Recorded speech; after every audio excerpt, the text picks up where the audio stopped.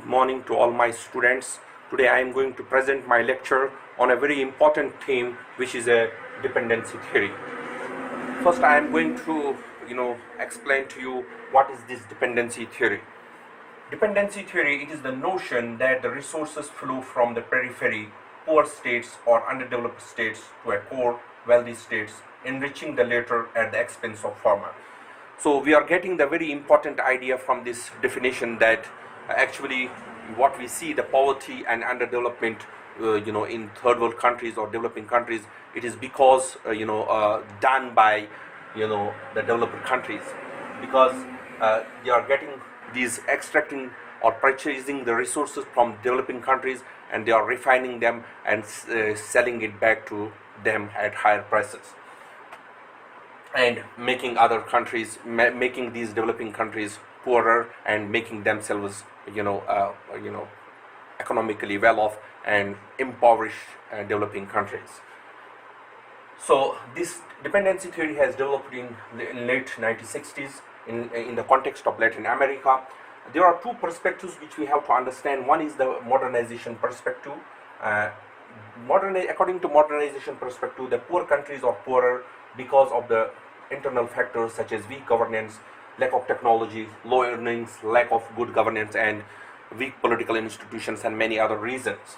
So and they are also saying that according to the modernization perspective theory, that they say that if the developing countries, they want to develop themselves, they have to become the part and parcel of the global economic integration, so they can change their conditions. But that has not been acknowledged and accepted by the dependency scholars. Dependency scholars, they say they have a different perspective, and they said what is said by the modernization theorist is a kind of illusion, or it is a chimera, or it is a lie.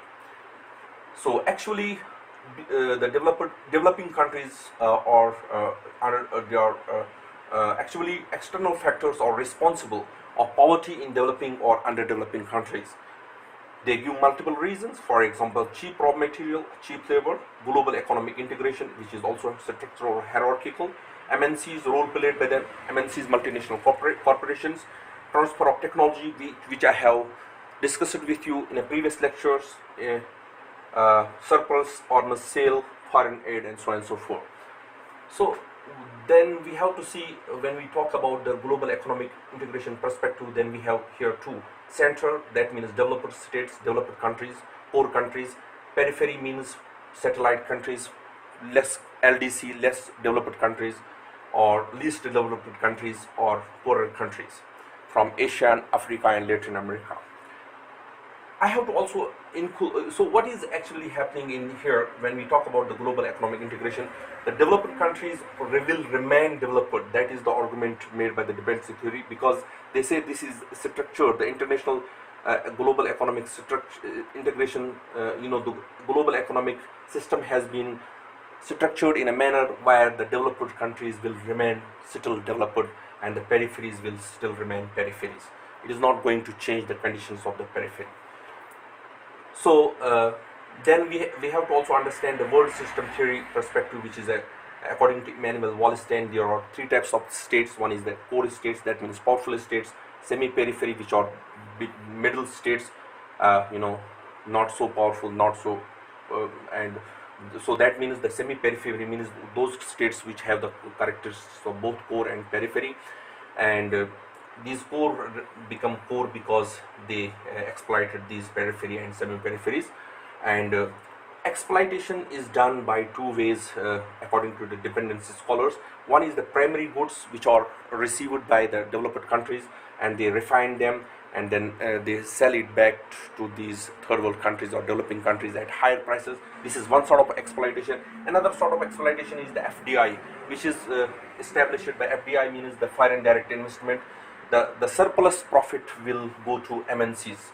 So you might have seen that big corporations are present in third world countries or developing countries, and they have one motive, that is the profit making motive. So this profit making, or the surplus profit, actually it will go to the MNCs, then through MNCs it will reach to the developed countries, and by this way the developed countries will get more developed day by day, and the poorer countries will get more poorer day by day. So Then we have to also see, we have to also appreciate the dependency theory and the dependency scholars, that they have uh, given us a very good understanding, and for the first time they have provided this type of paradigm, and they have made it clear that power inequality which is present in third world countries or developing countries, that was exposed by the dependency scholars and by dependency theorists. Okay, let us when I was discussing the primary goods, extraction of primary goods and utilize it by the developed countries for their own benefit, because they are selling it at higher prices than the FDI. So these two, they are creating the decapitalization and deindustrialization. They are not creating a development, rather than they create decapitalization or deindustrialization in third world countries or developing countries. Now there is a criticism also. Some of the, as according to the modernization scholars, they said that the developing countries, they remain underdeveloped because of their internal issues, and but they give also another the perspective, that why can't the peripheries can change or transform themselves, as some of the peripheries have already transformed themselves, uh, you have Singapore, Taiwan, Korea, India, China, Malaysia, and many other countries. So why can't other peripheries can do the same thing? So this is their argument, and but this has not been accepted by the dependency scholars. Dependency scholars are looking for the alternative resolution. They say we need a different system which will create equality, economic equality across the globe. So therefore, the capitalism is not going to make this change happen. That the poorer countries will become developed. So for that purpose, they say that we need to search for another alternative that is not going to come from the capitalism. So they are mostly believing in socialism or socialistic type of society. So I think we have seen number of perspectives in the dependency theory, and hope you are going to like my lecture, and see you next time with my another lecture. Stay blessed, take care of yourself.